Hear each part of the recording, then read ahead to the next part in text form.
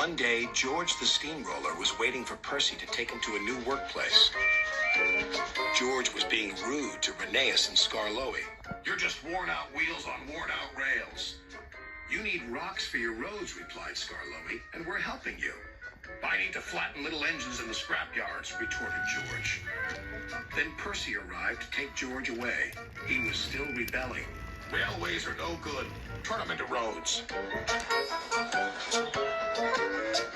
The little engines were pleased to see him go. George grumbled all the way to the old branch line. He was going to turn it into a road. When they arrived, George was rude again. Bumpy ride on rotten rails. I'm glad it's over. So am I, said Percy. Ha! Huffed George. Percy was still fuming when he met Thomas. What's up, Percy? It's George. He makes me feel down. Just ignore him, puffed Thomas.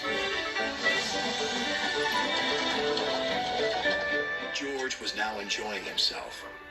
Ripping up rails, he chortled. What a life! What do you think of this, Thomas? Thomas took no notice. George felt insulted.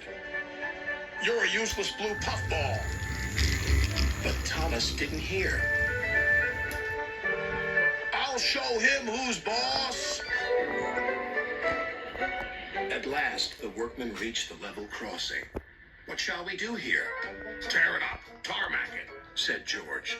So they did, but not properly, and George knew it. Later, Thomas was traveling home on the same line. He was pulling freight cars filled with vegetables. The signalman had forgotten to warn his driver about the crossing. That's nice. We don't need to stop, said Thomas happily. Yes, we do, called his driver. But it was too late.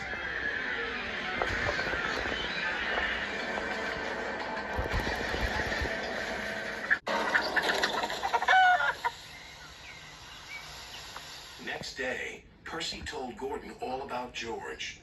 Huh, Snorted Gordon. you're just a small engine. That's why he's rude to you. He wouldn't dare cause me any trouble.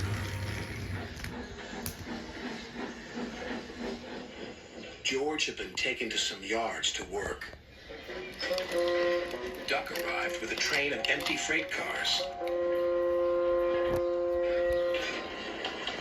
George was blocking his way, and a car was stuck on the main line. Let me through, demanded Duck. You'll just have to wait, Replied George. There's no time to wait. I must clear my freight cars from the main line to let Gordon through, Then he'll have to wait too. said George. Duck's driver went to complain to the station master, but the signalman had set the signal to allow Gordon to speed through. His passengers were singing his praises, and he was making express time.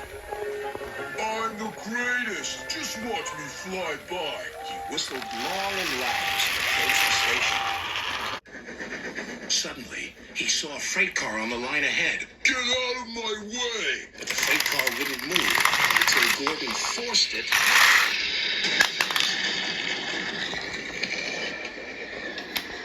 by accident. Gordon was worried that Sir Topham Hatt would be cross. He was, but not with Gordon. Whoever caused this disturbance will have me to answer to. And he did, a few days later. Look who's here, said Thomas. George had been found out by Sir Topham Hatt and punished. He looked miserable. Now we'll get some peace at last, said Percy. I want to get rolling again, but I've got to wait a whole week till I do. And then you'll be just as rude as ever. Eh, George? I hope not. Don't you?